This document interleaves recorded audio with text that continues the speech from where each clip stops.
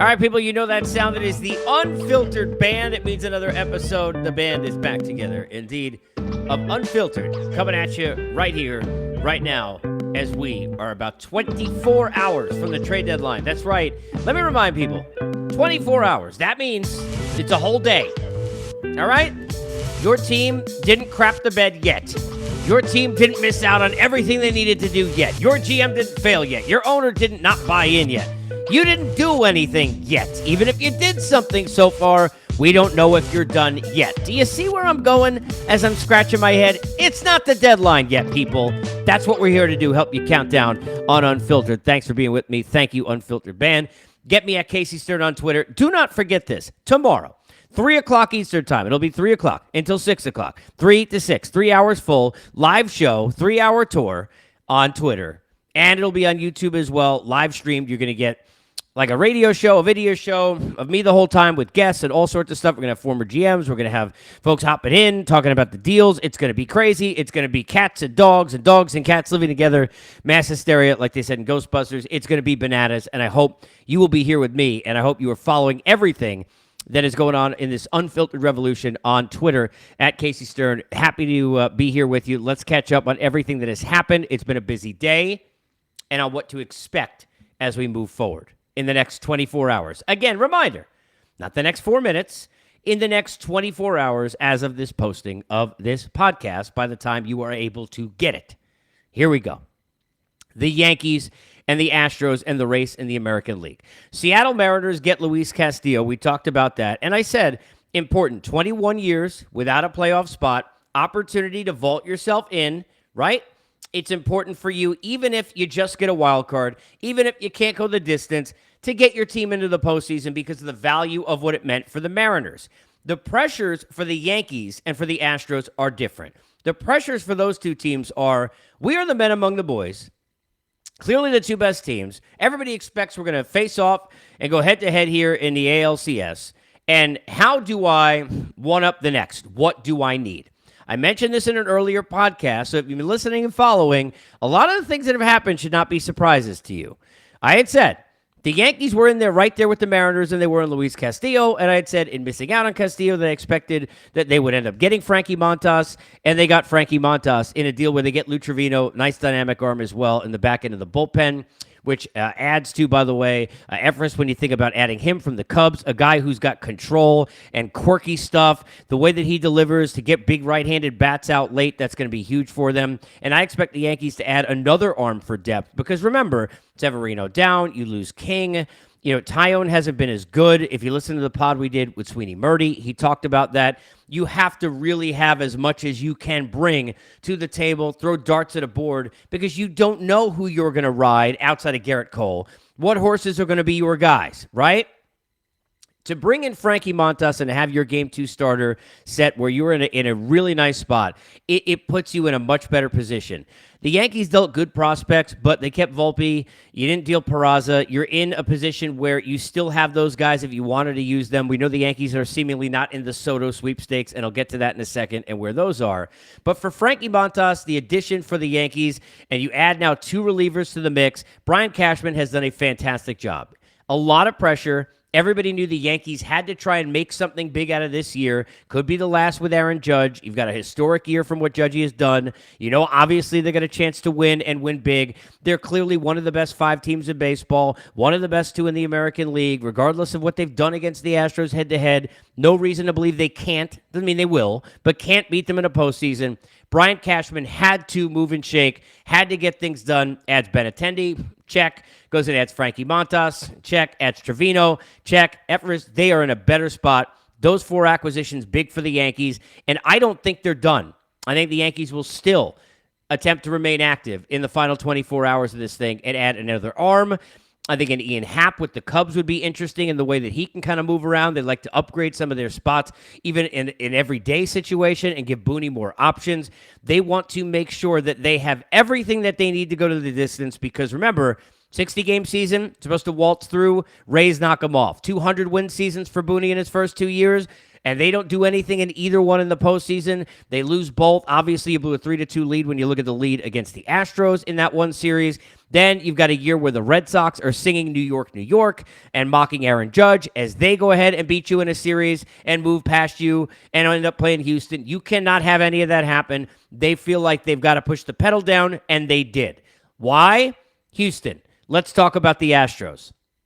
Trey Mancini, love Trey Mancini, was bouncing around a couple times the last 2 days in Baltimore, talking to folks on radio there. And I said, I get it. I get it. The heartstrings are there. Trey Mancini makes your hair stand up. The story makes your damn hair stand up. Who would want to lose that guy? Well, you know what? Deal with it in 2 months. Find a way to get him back as a free agent. Let him end his career there. All of that's nice.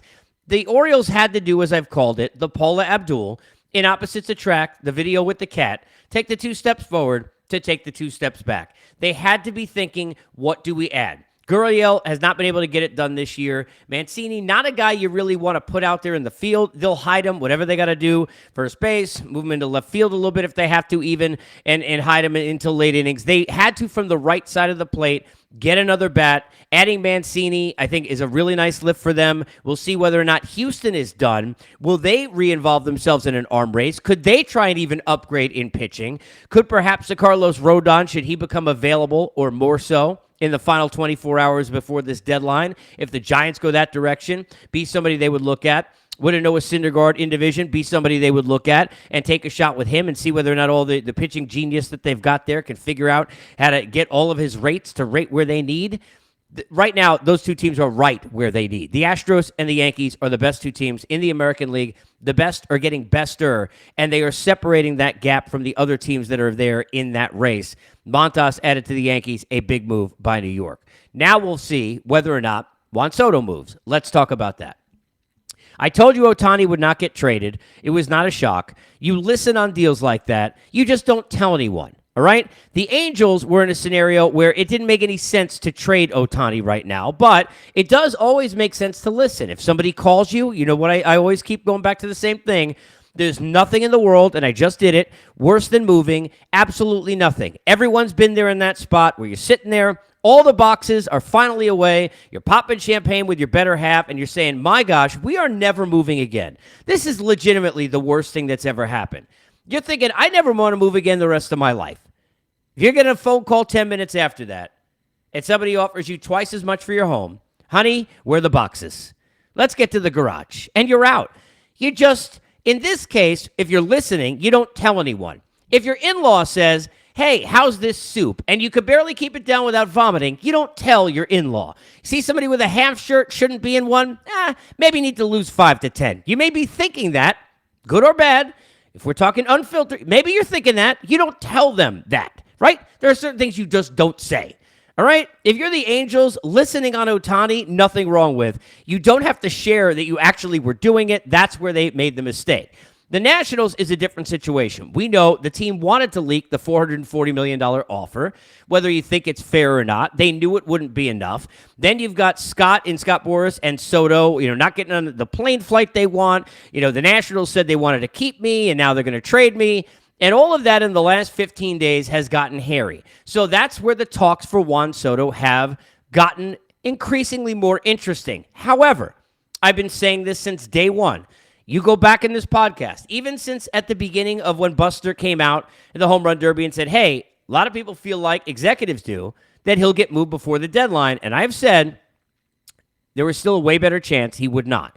Because in the offseason is where the leverage for the Nationals would be. It's where more teams are available. It's where you could have a ton of scenarios. I mentioned the Yankees, right? Think about this in terms of the 6 degrees of Kevin Bacon to go get you back into the Soto conversation. Benintendi's a rental. Let's say they don't want him back, they don't engage. They try and get Aaron Judge, and he goes off the board. Soto's still a National. You think the Yankees would engage to go try and have him be the guy instead of Judge? These things could happen. The Red Sox decide, and that ownership has money. They've done this before. Hey, we want to vault ourselves back up. Maybe they get rid of J.D. Martinez's contract. Maybe they unload some of their pitchers, and they say, hey, we need a guy moving forward. Maybe they get in on Soto. Texas Rangers on the precipice, feeling like, okay, we got money. Maybe they get in. The Mets, maybe in an offseason where they wouldn't now. Maybe they get in. So right now, when you've got San Diego and you've got St. Louis and you've got the Dodgers, you've got 3 teams. You may have 8, 9, 10, not going to be 20, even though 29 would want Soto, right? 30 if you include the Nationals, who I'm sure the team would love to keep him under their terms, right? You've got at least 9, 10 teams who are going to engage in this, including getting back to Seattle, getting back in the mix, and who knows who else.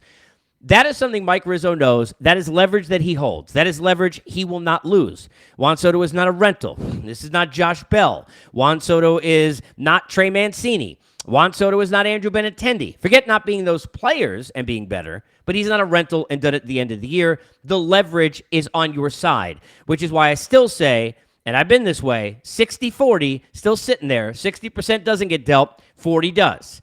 Who's going to be desperate? Let's break the 3 teams down. The Dodgers don't seem to make sense to be desperate because what they should be desperate for is Walker Buehler to come back healthy at the front of the rotation. And really, if they get the arms that they have and May and company, and those guys are in the mix, and they can kind of figure it out, you're looking at an arm or two to help set up in the back end of the bullpen and give you a little bit more spread out depth. And you feel like other than that, you're ready. Do you think with Freeman and Betts and Turner and Muncy and all the names they have that you need Juan Soto? Now, let's go to something I've said, me with analogies, many times over the last 20 years. This is not a world we live in, most of us, what I'm about to say. If you've got a Ferrari or a Lamborghini or whatever your car of choice is, right, and it's in your driveway, you feel great about that. You don't need another one, do you? But if you could, better you than me. I mean, look, good for you. If you could, why not? The Dodgers, the rich getting richer, doesn't seem to be a necessity, and that's why I don't think they'll get him, because follow me, the desperation for them is not as big as it is for the Padres, who lost out on Max Scherzer a year ago in that race with the Los Angeles Dodgers. Egg on the face for about 7.5 minutes. We thought Scherzer a Padre. Nope. Dodger, and the Padres go away and are off the reservation, and the Dodgers move and go and win the division again, right? Well, there's a little bit more pressure there. St. Louis, okay, we could win this division. We could maybe beat Milwaukee. Maybe you're feeling like, okay, if we win a division, we avoid the wild card, we make a stretch run, and I go put Soto between Arenado and Goldschmidt. The Cardinals don't have to sign Juan Soto after the next 2+ years. It'll be worth it to watch those years with those 3 in the middle of your batting order. And they are full of prospects that they can move, including position player prospects that they can move, and pitching prospects that they can move. All right? San Diego and St. Louis have to be, if you're looking at the Dodgers and the Cardinals and the Padres, they have to be 2 teams you look at as way more likely to give what it would take to get Juan Soto. So if he gets moved, as of now, between now and the deadline, 24 hours to go, he will be a Cardinal, or he will be a San Diego Padre, or he will remain right now with the Washington Nationals. I don't think you're getting a surprise with the Mets. I don't think you're getting a surprise with the Yankees back in it. I don't think the Mariners, because of the Castillo deal, could do it, although even more so of a need now with J-Rod down to the IL, which they clearly didn't prepare for. I don't think you're getting the Twins or the Rays or some team that, maybe the prospects and certainly can't afford them, but geez, I'll pay the arbitration dollars. What do I care? I get Soto for 2+ years. It makes sense. I don't think it's going to happen. All right? You're looking at Padres, Cardinals, or probably bust. And bust being he gets traded in the offseason. I go back to percentages. Let me take you back. 60-40. 60% not dealt, 24 hours, 40% dealt. Here's the percentage Soto opening day next year with the Nationals. 0.00001. I always yell at Fangraphs. Can't be 0. I'm saying there's a chance. It's like Dumb and Dumber. 0.000001. That's the chance for Juan. 0.001 for Juan next year. This year, 60-40 that he doesn't get dealt. Watch San Diego. Watch St. Louis. Let's stay National League. The Mets, Mancini was certainly a fit for them as they look for a bat. So the Cubs and the Red Sox now will be more aggressive in what they are trying to do. Let me tell you about that if you're not paying attention. The Mets, I have said really for the last week and a half, I expect we'll have David Robertson by the time the deadline is done.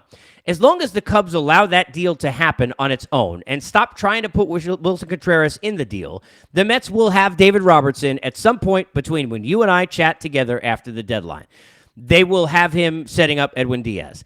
There's a fit. There is a matchup of names. They have had many conversations, and D-Rob is a guy that the Mets have high right at the top of their list. The problem is the Cubs know that they need a right-handed bat and are trying to get a Vientos or Mauricio or one of the top Mets prospects for a rental in Wilson Contreras. So far, that has not worked. Watch that as we follow it. Now with Mancini off the board, hey, that's one guy who certainly the Mets wouldn't have had to give that level prospect to get. That's now off the board I can't get, right? a bat who is not in the mix. So if Josh Bell's not going to get traded in division, and who knows whether that's a big deal or not, value is higher, even though a rental switch hitter. Okay, is CJ Cron? Are there other guys? JD Martinez. JD Martinez, the Red Sox are starting to float out. Now, a lot will change in the next 24 hours. So all of this, the Red Sox are looking for a top prospect, yada, yada, for JD Martinez stuff. If they're really going to be sellers, the Mets could get JD Martinez, and they're not going to have to give up a top prospect to do it. You're looking for Dominic Smith and in a package, or JD Davis, or who knows, both maybe. You're talking about a prospect, but you're taking the money and you're taking it off their hands, and that's what the deal is about. If the Red Sox trade JD Martinez, this is not a guy like Xander Bogaerts in terms of trade value. But JD is a guy to watch. He would absolutely fit where the Mets are going. Higher value in terms of what you're going to have to give to get him, and you've got the expenditure of the money that you did not have prorated the rest of the year for a rental in Trey Mancini. So Mancini off the board. Watch Bell. Watch Contreras. These are some of the other bat names that will go. Pitching side. Dominoes, Castillo off the board. Mentioned Montas, told you Yankees. Okay, boom, that's right. Noah Syndergaard is going to go. Where does he go? A lot of names, a lot of interesting places. St. Louis was in on Montas, okay? Now, they're not going to have to use what they're trying to do with Soto to get Syndergaard. Syndergaard in St. Louis is something to watch. Syndergaard and perhaps with the Dodgers staying local, they look to build depth, adding another guy. Who knows? Because you can't bank everything on health. Could be something to watch. Houston, well, you know what? We feel good about our staff, but the Yankees just did this, and Syndergaard would kind of fit in. Yeah, hard-throwing guy. They love those. Maybe, perhaps, Toronto. Perhaps. There are other teams that I think Syndergaard in that second tier you should watch as somebody who will move. The one who's going to change the pitching market would be Carlos Rodon. The Giants are the most interesting team to watch in the final 24 hours between this deadline and where we sit now, because if Farhan Zaidi can convince this ownership to sell Mortimer Sell, to go back to trading places, you've got Carlos Rodon and Jock Peterson and Brandon Belt and at least 2 or 3 relievers, and boom, you could take them all, right? So now, if I got Carlos Rodon, guess what I got? I got a guy, you just saw his last start 2 days ago, who probably at the highest level, if I get A-level Castillo, and I get A-level Montas, and I get A-level Rodon, guess what? You may take, especially from a left side, and considering how many tough lefty bats there are on some of these postseason teams, if you're looking at the National League side, Rodon is a really interesting guy. Clearly not going to end up on the Dodgers and the Padres in division, because the Giants are not that far off where I think they want to watch him pitch for one of those teams even as a rental. However, Carlos Rodon in St. Louis, real interesting. Real interesting. Like, real interesting. Carlos Rodon, perhaps in the American League, Tampa Bay, right? Carlos Rodon, perhaps in the American League, Houston. Toronto, for sure, absolutely could utilize him and use him. And look, don't count out Seattle, because you're not going to give as much for a rental as you did for Castillo, and you're getting down a tier now in your prospects. They want to go for it. They want to maximize and make the playoff. But Rodon, if available, if the Giants sell, interesting piece to watch. So we've got Soto. Keep an eye on him. And I still think Cardinals or Padres or bust. Look, I hear the Dodgers. I've talked to people around it. They're definitely aggressive. I just don't get it.